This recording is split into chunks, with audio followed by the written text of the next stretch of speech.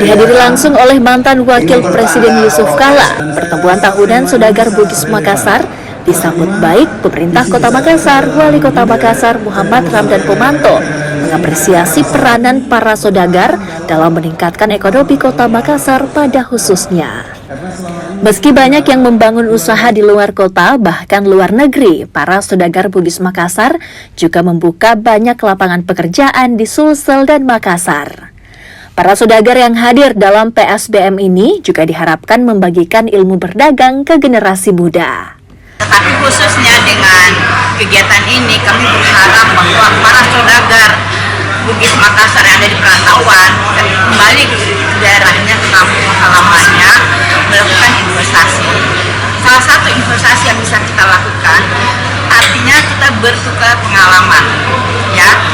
Kemudian salah satu investasi yang lebih perlu para saudagar Bugis Makassar bisa mengambil anak asuh dari 23 kabupaten kota pada anak-anak adik-adik kita yang berprestasi tetapi masalah kemampuan finansial yang tidak menunjang.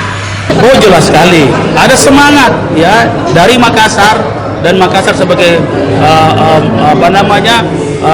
hub daripada seluruh saudagar. Hari ini kita memiliki positioning yang kuat untuk IKN. Jejaring saudagar ini ada jejaring saudagar yang sangat kuat. Apalagi di Kalimantan Timur memang kita punya KKSS yang sangat kuat. Nah, jejaring saudagar lewat KKSS ini dan pertemuan ini adalah konsolidasi untuk menyatukan kekuatan kita untuk mensukseskan IKN ke depan. Hadirnya ratusan saudagar Bugis Makassar dalam pertemuan Saudagar Bugis Makassar 2024 menjadi momen penting untuk peningkatan ekonomi masyarakat Sulsel dan ikut membangun ekonomi masyarakat di daerahnya masing-masing. Nila Rustam, Kompas TV Makassar, Sulawesi Selatan.